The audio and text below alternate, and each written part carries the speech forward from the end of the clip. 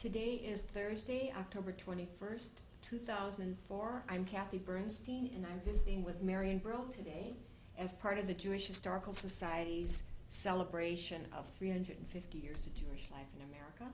I want to thank you for coming in, Marian. And Marian has been a little bit involved with the Milwaukee Jewish Historical Society. She'd like to be more involved, I think, but so far we aren't to the point yet where we have that much to do except projects like this. Where I would like to start is a little bit about your family. I want to see what was your maiden name? Melcher.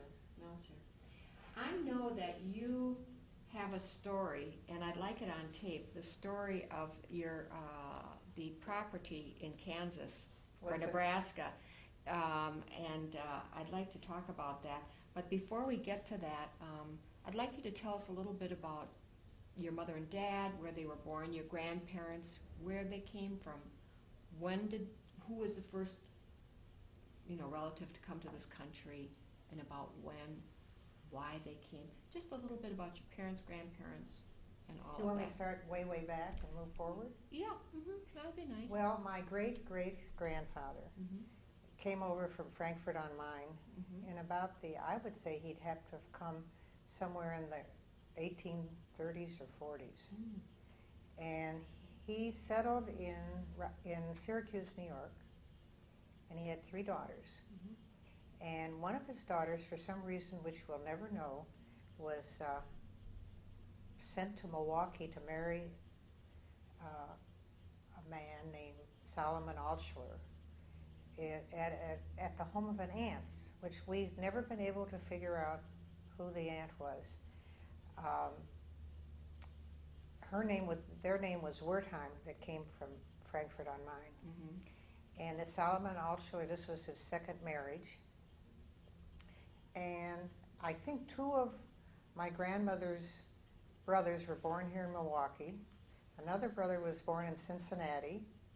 And my aunt, who has now passed away, tells me that her grandmother, which would have been Mary Wertheim Altschler, used to cook soup for the Union Army. Oh, my word. So that must have been in Cincinnati. Yes. And then my grandmother was born in Louisville, Kentucky. And then after the Civil War, they heard about the land in Nebraska. And I don't think they were farmers. But he heard free land, and he went. And the whole family settled on a farm in Madison, Nebraska.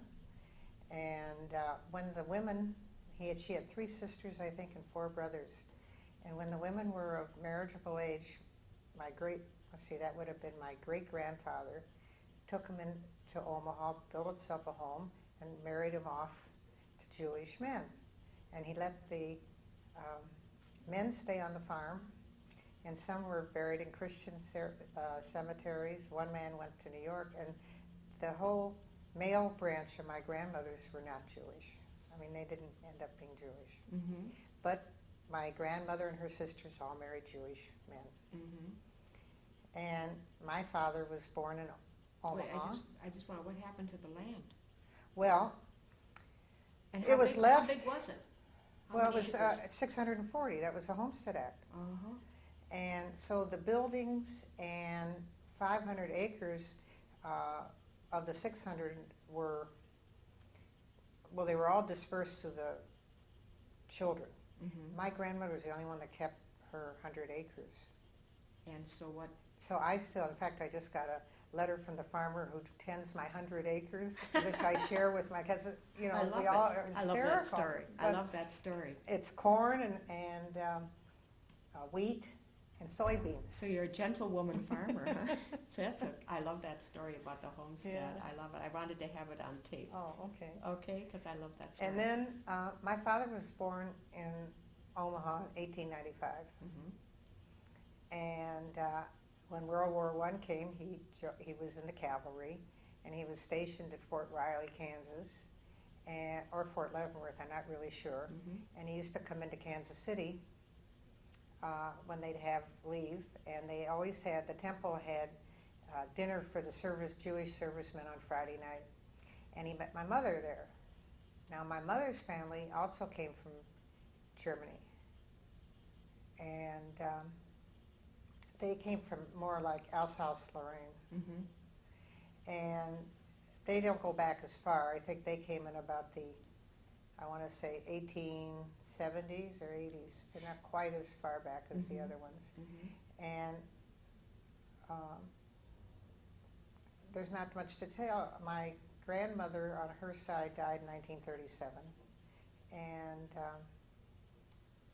oh, I know, on my grandmother's side, on my father's side, the ones in Omaha, my grandfather came from Vilna or Minsk. He came over when he was 16, like so many of them did. Sure. And I guess, as my husband used to say, they found a live one in so my grandmother got a husband. Uh-huh. Uh-huh. So, Well, that's good. Yeah. It's a good thing. It's a good thing. anyway, my father settled after the war in Kansas City. Mm-hmm. And I was born in Kansas City. I had an older brother that was born in Kansas City too. Mm-hmm. Mm-hmm. What else would you like to know? Well, what I'd like to know is what kind of, what kind of neighborhood did you grow up in, and was it Jewish? Were your parents observant? When I say observant, I don't mean Orthodox. I mean, did your mother light candles? Did you have Well, a Christmas tree? I mean, tell me about that, the Jewish my, part of your upbringing. My mother was a teacher by trade, and Mhm. before World War I, she went to Germany to study art, which most Oh. time women How interesting. wouldn't do that. But she went, How I don't How know. could they afford for this to happen? I really don't know. My mother died in 1940. Uh-huh. So my recollections are only what I've heard because there wasn't that much. I know that she was president of Hadassah. I know she lit candles on Friday night. Okay. And she signed for the refugees as they came through in the 30s. She did. Yeah. And so many stayed at our house, and we didn't have a big house. We had a little bungalow. Mm-hmm. But I can remember the Germans coming through there. And of course, she spoke German fluently, as Sure. did her mother and father. And of course, my father, his mother grew up on a farm and knew nothing about anything. She knew no Yiddish. Mm-hmm. She only knew a little German, but otherwise, I mean, she was really a farm person. Mm-hmm. So that's what I could tell you about that side of the family. Mm-hmm. When my mother died, I would say How we old didn't. were you? I had just turned 10. Oh, yeah. That would have to be tough. Yeah, well, What I did just she had my die of? birthday this week. Oh, mazel Yeah, tov. thank Happy you. birthday. Thank you. What did your mother die of? Cancer. Uh-huh. Did your father remarry? He remarried in 42, and he married a woman whose husband had died, and her husband had left a kosher salami business to her. They made Feinberg's kosher salami, which was out of Minneapolis. And then she sold the business to her son, and they lived happily, but my father died in 1959. Mm-hmm. And she was, she didn't die till much later, like Was she a nice in the stepmother? 90s. She was very nice, but I wasn't around too much. I started college when I was 16. Oh, well, you were so So- smart. No, it's just that they had less school in Kansas Oh. City. I see. Where'd you go to college? I went to the University of Missouri and the UCLA, Uh-huh. Where did you study? public relations, advertising. We're going back to the Jewish part of it. When you were young, teenager, and all of that, or at any other time, were you happy to be Jewish, or was it important in your family? I can remember, Your mother was a member. She was Hadassah, but what well, else? we did not live in a Jewish neighborhood. Okay. I mean, there were Jews scattered all over in Kansas Mhm. City, but we didn't have, like in Milwaukee, an east side and a west side. Right. Mm-hmm. They, I don't particularly, I think I was embarrassed during World War II because when I went, because I think that I was embarrassed of my middle name, Which is Ruhr. R-U-H-R, like the Ruhr. Uh-huh. And I always felt that the kid, because of being at war with Germany and everything, People So would on. know. Did you ever have any anti-Semitic incidents? Did you ever? How about in the business when you and Bob were married and you had Brills and everything? nothing there. No, nothing. Nothing. No. Oh, that's nice. You No. didn't suffer at all, 'cause No, some people but- did. When I came back from my class reunion in Kansas City, I turned to some of my girlfriends and I said to them, how come I don't remember some of these people? Mhm. And I said, Marian, they didn't have anything to do with you when you were in high school because you were Jewish. Wow. And I said, I didn't know that. I mean, I just didn't look for it. I didn't have any feeling about it. Of course, I was Interesting. very young, don't forget. Yes, you were. But still, that's very interesting. I heard this from somebody else, why somebody couldn't get a job. And he said to his best friend, I was in the top 2% of my class at Northwestern. I can't find a job. And the friend said, don't you understand? You're Jewish. You know, it's very... Well, that happened to my brother. Did it? My brother was had 100% disability after he was out of the service in World War II, and they retired him as an Army officer. Mhm. And he went back to school and got a degree in management consulting and so Mhm. on. And he was working at, I'm trying to think of the, I don't want to say the name of the company, Okay. but my father died in December of 59, and actually it was December of 55, and they delivered the Christmas turkey to my sister-in-law's house in L.A., Mhm. and they saw the Hanukkah Stuff. symbols and everything. So when he came back from the funeral, they said, you know, there's no future for you in this company, Whoa. Wow. and you better. So he went on his own as an independent management consultant. So he really felt it from, yeah. That must have been shocking. I mean, I can't imagine. And that was 55. Yeah, yeah. Interesting. What agencies, what has been your or no, I'm not going to ask that. Let's talk about meeting Bob. When did that happen? When did you guys, how did you meet? And By accident, I was up visiting my grandparents. My uncle had moved my grandparents from Omaha to Milwaukee. why? Well, my grandfather lost quite a bit of his money during the Depression. Mm-hmm. And my uncle had the largest string of theaters outside the city of Milwaukee through the state. And so he was single, and he moved the family to Milwaukee. Mm-hmm. So I'd come up and visit, and then when I started college, I met a good friend of mine was there, and he says, when you go to Milwaukee, you ought to meet my brother. So I met his brother, and we went out on a date, and as we're coming out of the movie theater, Bob was going in because he had left work, and he saw me, and he says, let's have a drink. Well, naturally, I was too young to have a drink, but I went along anyway. Mm-hmm. And Had you met him before? never. No, and this. But he said, oh, this is like his good close friend, the guy, Oh. which he never spoke to in his life. Oh, for heck, what a nerve. So then he called the guy, and he says, are you serious with that woman? He says, no. He says, well, where does she live? And he finally told him where I was staying, and then he called me for a date, and I was all booked up. So I said, well, I can't make it on Saturday nights. Mhm. I'm only here for so long. Mm-hmm. And so he started on Thursday nights. He was very persistent. Oh, yes. And then I went back to Kansas City to go back to school, Mm-hmm. and my grandmother died. This was in September of 49. Mm-hmm. So I came back up for the funeral, and there was Bob sitting on the doorstep waiting for me to come back. And I forgot, going backwards. He asked me to marry him on our first date.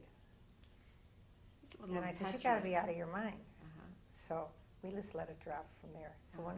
when he came back up, and we're sitting in the car talking, because the house was full of people, and he says, he says, come on out in the street. And he says, there's a car coming. Now, either you say yes or no, or we both get run over. So I said Wow, yes. that's a You're laughing back there. What a guy. And so I said yes. Why? And You didn't even know him? not well, but You had good my vibes. grandmother, when she was upstairs looking, when I first went on my first date, looked outside and she says, Marian, that's the man you're going to marry. Oh, my goodness. So I married very young, Yeah, you were. 19? mm-hmm, Uh-huh. How old was Bob? 26. So he's a little older than you. Was he in the business then? Yeah. Let's talk a little bit about Bob and the business, or Brill's, or whatever. A little teeny bit about Bob. Well, Bob was in World War II for 4 years. That And when he came out, he went to Madison for a little while, and then he went to NYU School of Retailing. And then he came back to work in the business as the boys' buyer. Whose business was it? It was Bob's father's. And was it called Brill's? Brill's. Uh-huh. And he had bought it from a company called Glockoff's. That was, the first store was on 3rd and Meineke. Oh, mm-hmm. And Glockoff's, I don't know that stuff. that was before it became Brill's. Yes, I understand. And he grew up in the business, and he, after being a boys' buyer, became the clothing buyer. Mm-hmm. And then when my girls were, well, Bob, of course, was always active in anything in the community, whether it be Jewish or non-Jewish. Was Bob's, were his people German Jews as well? No. Or no, where were they from? If you if you know. Well, let's just see. I think some of them came from Russia. Some came from Lithuania, I think. Mm-hmm. None from Poland, none Mhm. from that part of the world. Mhm. I think they were. How long boys. had he been here? Do you know? How long had his people been here? Are they as Well, Bob's grandfather was A.P. Rosenberg on one side, and his brother was Ben Rosenberg. And A.P. Rosenberg had Rosenbergs, and Ben Rosenberg had the Grand. Oh, okay. And- so it was all in the business. The family had And all the these. Bitkers, Pierce Bitkers, somebody Bitker, was brought over Bob's grandfather and uncle, A.P. and Ben. And they sent them up to Algoma with packs on their back Oh, yeah, to start selling No kidding. clothing and Peddlers, stuff. huh? Peddlers. They were peddlers. In Algoma, Wisconsin. Algoma Right. isn't very big now. Yeah, well, it wasn't very big then either. And the Bitkers, where do they figure into this? Were they They related were as they well? were cousins, Oh, cousins. and I think the older Bitker might have been an uncle. I really don't know. It goes back quite a ways. So Bob was related to that whole. Well, you want to hear the other side of it. Yes, Bob's I do. grandmother was Ida Goldstein Okay. Rosenberg. Ida Goldstein had a brother named N.B. Goldstein, and the M or M? N, Yeah. and they changed her name to Glenn. Glenn Manufacturing. Well, but you see, it started out as Bob's grandmother used to make aprons in her basement, Oh. and she started a business called Rhea Manufacturing. Of course. She started it, and when the Depression came, she sold the business to her brother, N.B. Goldstein, Glenn, Mhm. and the Glens was Stanley, Leonard, and Buddy Glenn were the children, and they were all first cousins. So Bob had a very big family here. Big family and all in clothing of one way or another. Well, and then of course Bob's mother-in-law was Bee Brill. Her name was Rosenberg. She was the oldest. Then came Sylvia Rosenberg Scheinfeld. So that's Scheinfeld. That's from- Aaron Scheinfeld's Okay. wife. That was Mhm. Rabbi Scheinfeld's son. Sure. Then came Jerry, which you would know because she never lived in Milwaukee, Jerry Rosenberg. And then the last one is Nanette Winter, So that's interesting. which is Yes, right. Elmer's First wife, yeah. first wife. So the family was always very big. Very big, very big, and so many of them in the clothing business. Yeah. Very. Bob said if they could have really started to fix the prices if they ever got together and talked to each other long enough to do it. I'm sure. Well, I know Bob was active in the American Jewish Committee, and He was on the center board. We both were on the Jewish Center Camp Committee. We were the ones that helped found Interlaken. Oh, were you? Mm-hmm. I didn't know that. What got you into camping? Well, we always camped. We camped as a family. Oh, you did? Yeah. Oh, that's interesting. You don't hear about too many Jewish campers around. No, and looking at you sitting here so elegant, I can't see you out there with a tent. you know? Well, we started with tents, and we went to Devil's Lake for our first camping experience. And Uh-huh. I said to the girls at that time, the youngest was just out of diapers. I said to them, "Now I want you to be quiet when we get there because you're going out, but you should have a nice, quiet place for Mhm. camping." Mhm. And we come back from a hike, and some guy had come with his trailer and strung up the lights, and the TV was on, and I can remember Right. the Untouchables were on. The girls wanted to go watch it. Yeah, right. That So was that our was- first experience, and then we found that we liked camping where there was no electricity. Mhm. So we went all over the Midwest, then we went out to the Tetons, and we tried to do these things with the girls. And then later on in years, Bob always wanted to go down to Colorado, Mhm. rafting. Oh my God. So of course He he did? has to take me, and I really wasn't too sure I wanted to go. So he called this group, which is was a Mormon group, and he says, "How do you give a discount for children?" He says, "Of course we give them a 10% off." He says, "Are they old enough?" He says, "How old are they?" He says, 32, 33, 35. So the whole family went, son-in-law That's hilarious. and That's everybody. hilarious. So we went camping. Sled. That's hilarious. But he was we- a nut, your husband. I liked him a lot. yeah, I really did. he had a good sense of humor. Yes, he did. He was a cute guy. He really was. Well, they always teased that that he had the ideas and I had to end up doing the dirty work. The dirty work. Well, I just talked to somebody else who was feeling that same way. Now, so as far as other, but camping, and that's interesting. I mean, I had no idea that you were a camper. I never thought of you. well, one time we were in the Yellowstone, and who do we run into? The Dzaks. Harriet and Harry, or Annette, And the or kids. yeah, that's funny. I don't think of Jews as camping. Well, nobody else did, and we sent our oldest daughter, Barbara, out to Outward Bound. Now, Jack Mhm. Weiner kept saying to me, "How could you send your girls to an Outward Bound program?" And she wanted to go, and we sent her. Yeah, it's a tough thing, Yeah. wasn't it? I mean, it's Yeah, sort of that's like a they have tough one. Knolls and Outward Bound. I mean, those are really Yeah. survivalist things. Right. Talk about your daughters a little bit. The only one I know of anything about is Peggy, who lived in Israel. And is she back there, or is she still She's here back with there. you? She is, because she was home for a while. Well, she was doing a project for Esther Leah Ritz. I see. She was doing Esther Mhm. Leah's memoirs. I see. Where are those memoirs? I wouldn't mind having some. Well, they're What's on happening? tape, Uh-huh. and the boys have it. Oh. Because Peggy was going to write a book, 'cause Esther wanted a book with Mhm. everything in it. Mm-hmm. And so, with all her honors and Right, like. her interest in the Mhm, Democratic mhm. Party, her interest in Mhm. opera, her interest, she had so many various Yes, she interests. did. And so she wanted it all down on paper. And so Peggy spent the summer interviewing her and Yeah. going around and interviewing her families at California and so Mhm, on. mhm. And then when she died, the boys said, I don't think we really want it in book form. So Peggy went back to Israel and did a tape Mm. with people talking about what accomplishments Esther had done. Mhm. And the boys have that tape, videotape. Yeah. And I don't know what they're going to do with the other tapes. Mhm. I mean, I really don't know who has them. I haven't asked Peggy. Yeah. That's something. When did Peggy make Aliyah, and why did she?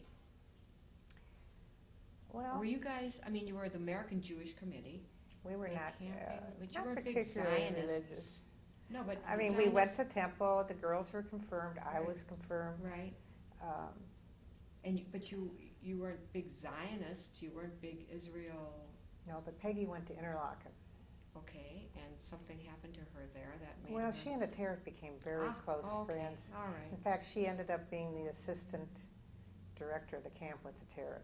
Ah, I didn't know that. And then when Peggy went to college, Peggy would take youth groups to Israel. Mm-hmm, mm-hmm. As a counselor, probably maybe through the federation, because we had a young. Well, we she had a took them group. from college. She went to Oh. Connecticut College. Oh. And in fact, in 1973, when the war came on, Mhm. we got this letter at Thanksgiving time saying, "I can't stay at school. I have to go to Israel, and I have to do what I can to help these poor people." And of course, she was in her middle of her junior year in school, so we didn't know what to do. We called Elmer, her great uncle, and we said, Mhm. "Elmer, what are we going to do with Peggy?" Because he had 3 daughters. Mm-hmm. And he says, "Well, I'll tell you what, I'm going to Israel over Christmas with Annette. She can come along and stay in our room. We'll see if we can find her a spot." Mm-hmm. So Peggy went to Israel, and she found a place, a kibbutz called Nachshon, which is between Jerusalem and Tel Aviv. Mm-hmm. And she stayed there plucking turkeys, and at this time Peggy was a vegetarian. So the last thing in the world she was doing was plucking turkeys. I love it. So then she came back and she finished school and she Oh, went to that's work And then she was going to go to the School for Advanced International Studies, John Hopkins, because Peggy really was going to be an attorney, and she took her undergraduate work in government. But she decided she didn't think she'd like writing torts and everything. So she was going to go to the school in Washington, D.C., but she asked for a year off because she wanted to work her way around the world. So she did it backwards. She went to Hawaii, Taipei, Japan. She taught English to a group of Japanese businessmen in Tokyo so that she could earn enough money to go to her next stop and so on. One of those.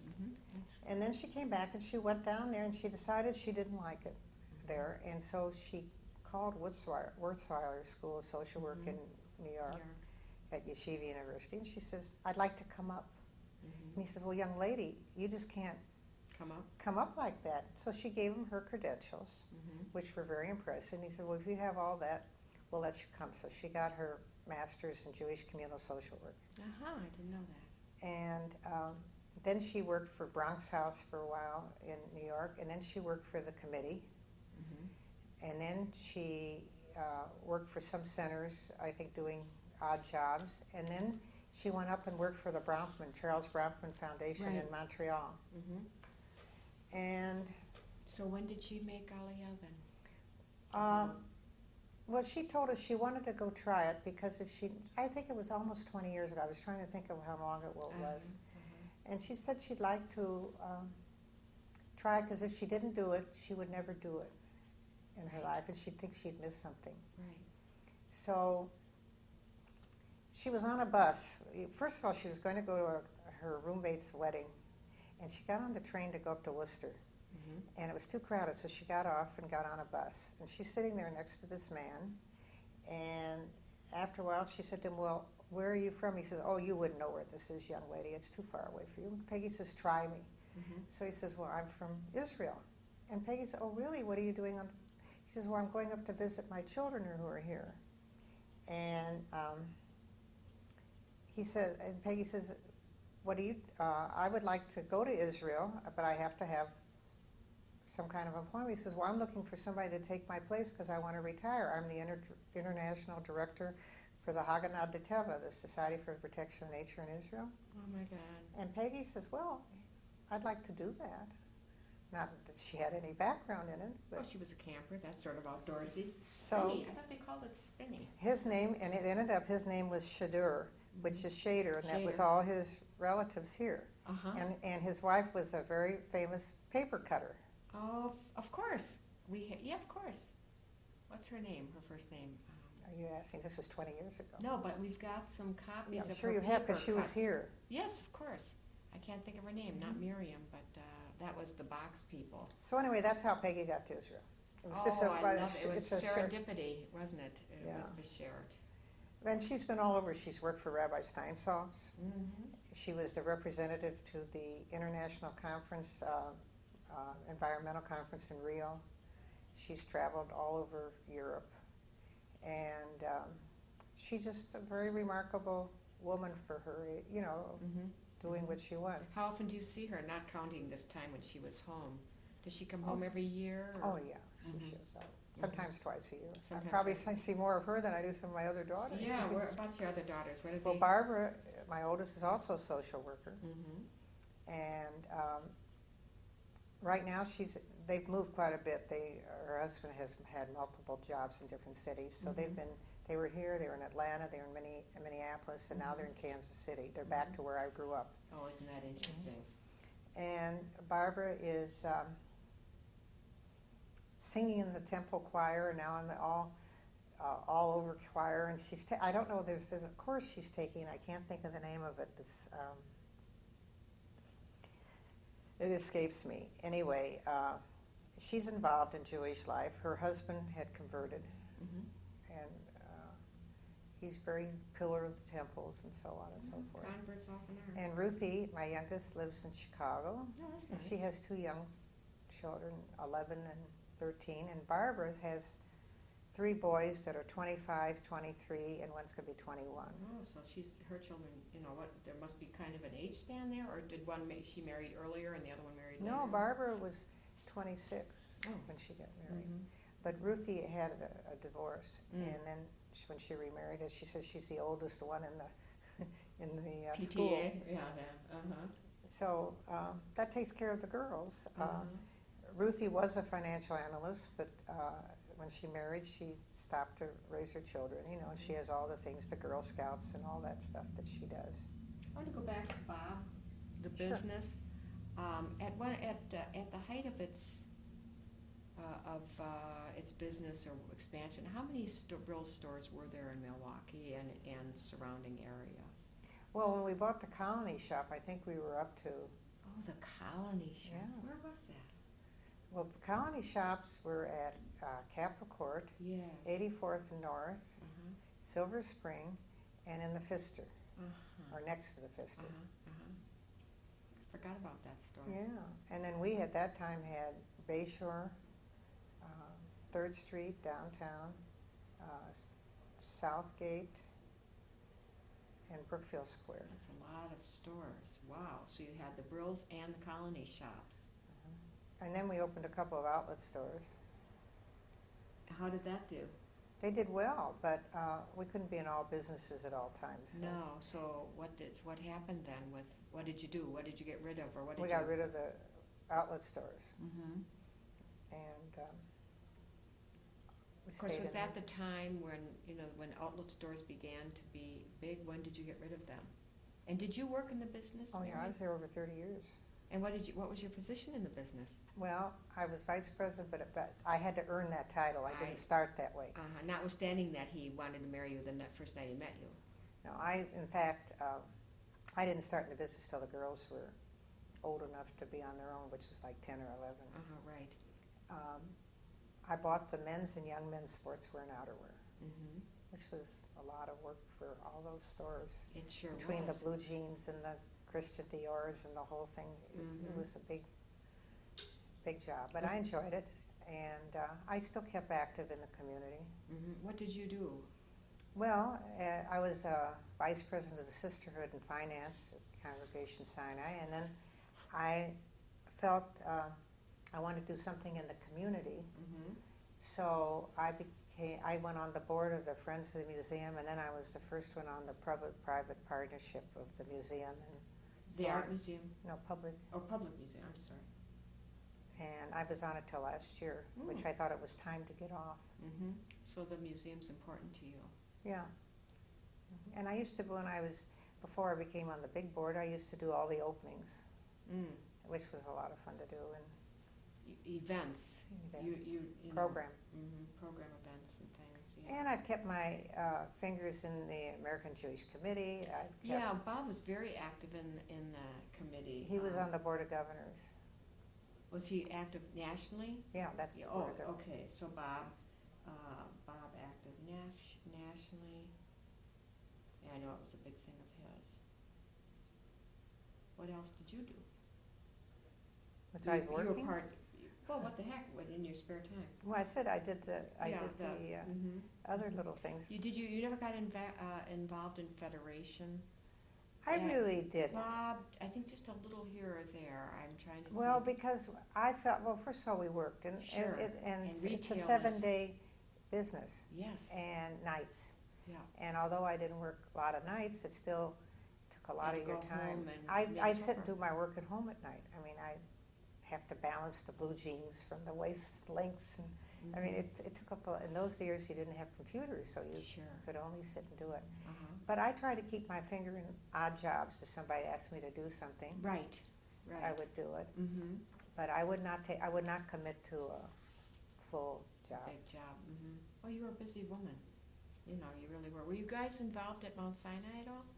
Bob was, I think. Was he was he? on the board there Mm-hmm. at one time, a long time ago. I felt that I saw his name Yeah. somewhere. And Bob was on the Jewish Center board, too. Okay. Bob loved being in all these Well, he did. activities. He was a very warm, friendly, nice man. He always was. What are you proudest of? What do you feel is like an accomplishment? Of course, raising the girls, but is there any one thing in your life that you're particularly proud of in the business or anything that you can Well, say? I was the first woman that was put on the menswear board of directors nationally. That's a big deal. Huh? So And you as must in have the years- held your own with the men, I Oh, would yeah. think. Well, I always, as I worked in the business so long, I became much more comfortable dealing with men and talking to men than women. That's very interesting. What do you think is your success? What did you figure out was the best way to deal with men without compromising your... Well, I wasn't flirting. I mean, I just would just be natural with them. When I first started in the business, the older salesmen didn't want to talk to me. They kept wanting to talk to Bob. Mm-hmm. And when we go to these shows and everything, and I'd go up there, and they'd not even look at me, they'd talk to Bob. And how did you... And Bob would say, she's the buyer, I'm not. I think you better Oh. talk to her. Uh-huh. And then as those men retired and young men came into the picture, they were much easier to deal with Sure, because well, they were used to having There were things women were around. changing. About when was that? Like, when would you say, what era? The 50s? No, you 60s. 60s, yeah. 60s and 70s. Things started changing, Mhm. with Vietnam and all of But that. I was one of the first few women that were in that type of business, Uh-huh. and I enjoyed it. I really did. Yeah. Um, So you're proud of that. And I don't... Well, and I was proud of the fact that I closed the stores. Bob was sick when we closed our stores in '89, so the burden came upon me to close them up. How long did it take you to... Well, the Colony Shop, was it still We- operating? No, you we got rid of those. moved. We got rid of everything, and finally we got rid of Capitol Court. Mm-hmm, mm-hmm. Um, How and long then did it take you to close up Brill's?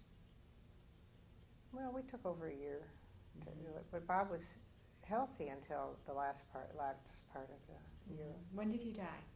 Well, Bob never died till about 4.5 years ago, but he had open heart surgery, and he was too weak to.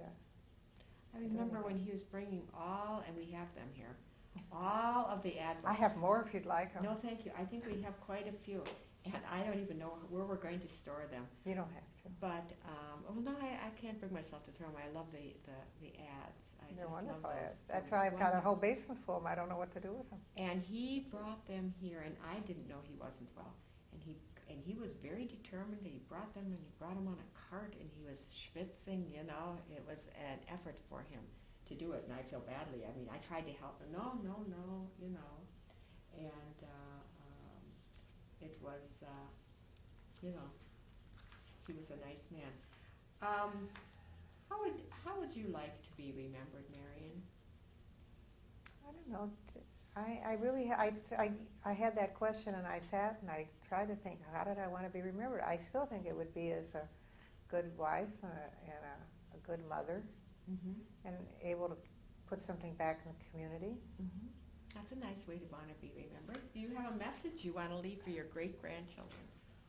No, not No, really. not I really. think my message is through my children and my grandchildren I have now. That's very nice. Is there anything that you wanted to talk about that we didn't get Well, to? Peggy happened to call me today, and Uh-huh. she says, Mother, if you're going to do this thing, you ought to talk about your traditional New Year's party. Well, then talk about it. And it's something I started about 22 or 23 years ago for my friends and neighbors, Mm-hmm. Jewish neighbors. Mm-hmm. And after Rosh Hashanah Eve services, I have an open house. Mm-hmm. And how many people do Oh, you maybe 75, 100 Oh, my come. word. Oh, my And goodness. everybody brings something because nobody's really that hungry Right. because they've all finished a big dinner and gone to services, Right. but they all like to see each other. So they all stop Oh, by. that's a very nice thing to do. Where do you live now? I live in Fox Point, Same place you've been? Yeah, where? Barnett Lane. On Barnett Lane. And so I don't know if I'm going to do it anymore, but Why? I've done it for Too much? 23 years. The thing grows like topsy. I mean, I keep adding people. Well, is this a bad thing? Well, now that the temples are almost on the same schedule, everybody comes at one time. I see. Oh, before it would be the first group would come and they'd kind of leave, and so now maybe the house is it's too much. It's too much for that. I mean, it's too much for parking and everything because Mhm. Emmanuel now has gone to one service, and Sinai has one service, and that's where the majority of everybody comes from. Uh-huh. So the few that come from Shalom feel like they're outsiders because they come early and there's nobody there. Oh, so they feel like unpopular? Yeah. But I don't know. I That's don't a know if nice there's thing anything to als. do. But anyway, Peggy says, we sure remember that. Oh, that's Tell that, Mom. nice. That's very nice. Well, I want to thank you for coming Well, in, Marian. thank you and for interviewing me. I loved hearing the this whole thing with the companies is so interesting. And Well, I know a few other things if you want to know about the Brills. yes, I do. My mother-in-law never worked in the business, but she was in charge of the personnel. Mm-hmm. And back in 1947, before I came into the picture, she interviewed a young lady who was 17 years old. Mm-hmm. And the young lady was black. Mm-hmm. And the women in the office says, I don't want to work with her. Mm-hmm. Now, my mother-in-law says, well, I'll accept your resignation. Now, the woman came to work, had her baby, and worked for us for over 30 years. Bob sent her to Dale Carnegie so that she would have more social skills than she had. And her name is Gwen Jackson. How do you like that? That's a very nice story. Well, do you have any more like that? Well, my mother-in-law never, we couldn't in business get involved Social in, action was very big, wasn't it? Really? but we couldn't get involved in politics Oh, and you taking side. No. But she went to work with the Urban League Mm-hmm. and did things quietly on the side. Mm-hmm. And Whitney Young, who used to be the head of the Urban League, was a very close friend. Mm-hmm. And in fact, my daughters used to call him Uncle Whitney. Mm. But she was always active. I think during the war she had find jobs for the refugees during World War II, window washing, doing other things like that. And What was her first name? B. B. I know the name, but I never knew her. B. Brill. Mm-hmm. And then she started this, I think it's called the Forum, which is where the blacks and whites under age 40 get together and talk about their problems. And they're all professionals. They're not Mm-hmm. from the, they're professional Right. attorneys, accountants, and so Right. on. I remember John Daniels being part of it and a whole bunch of people. Mhm. And so she was always very much an activist in her quiet way. That's So I nice. just thought she should be on record too. I think she should. Anybody else you want on record? I like that story. Yeah. That's a nice story. Well, someday when you come out to the house, I'll show you all the junk I've got. Yeah, what are you going to do with all that junk, Marian? I don't know. Well, there's a book that they printed with her in it. Really? Yeah, that not from. I think it was the city or somebody printed it. Mm. It's a very thick book with the most important women in Milwaukee. Oh. Mm-hmm. Okay.